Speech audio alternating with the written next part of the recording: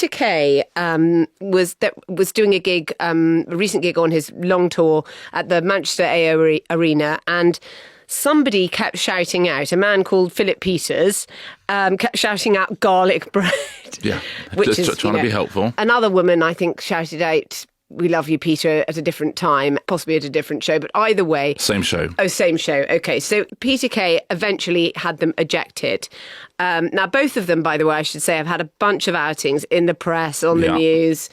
They've certainly got their money's worth out of this particular story. Peter Kay said that it was just going on so long, they were disrupting from the very start. I did my best to make the situation and make light of it, as any comedian would, but unfortunately their interruptions continued, then tried to ignore them, but when it carried on into the second half, asked them, the audience around, if they were being bothered by the noise. They said yes, so people put their hands up saying, "I'm bothered by it," and he had them thrown out. So I've talked to about 1 million comedians this week about it, and they all say pretty much the same thing. And by the way, almost every comedian I've spoken to, I'm not going to quote them directly because it's not fair, because they've all been incredibly frank, but there are different views from different comments here. So heckling is one of those things that is always talked about in comedy. Yeah. And every single comedian who's ever interviewed, one of the questions would always be, the last question would always be, what's the best heckle you've ever heard? And every comedian always says, I've never heard a good heckle. Because they haven't. So culturally, we've always thought, oh yeah, comedy clubs, hecklers, that's amazing. But it was very, very, very rare. You know, most comedians say, I just never used to hear a heckle. Really, you get occasional sort of funny little remark, or if you're talking to someone, you know.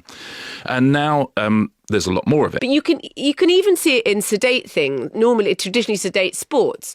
Golf, like, it's crazy what people shout in golf now. Yeah. On the side of the tennis, people just, even at Wimbledon on centre court, someone was like, someone accused someone of being a bit... Again, listen, booze is a thing. A couple of comics have said, interestingly, that cocaine has become a big thing in comedy audiences. And like in football crowds. Like in it's football huge. crowds, and it becomes a big issue because there is no speaking to that person. That person does not know they're in a dialogue. I was talking to one big comic who was saying, you know, you used to get the thing where drunk heckler says something, you say something back. Heckler understands he's been owned. Everyone's laughing. He's laughing. Yeah. With cocaine, it's not like that. They don't understand what's happening. They don't understand that they're the butt of the joke. They think a conversation is being had, offence is taken, and that makes it much, much harder. And so those are the sorts of people. I'm not saying, by the way, that either the hecklers in the Peter Kay show were on cocaine.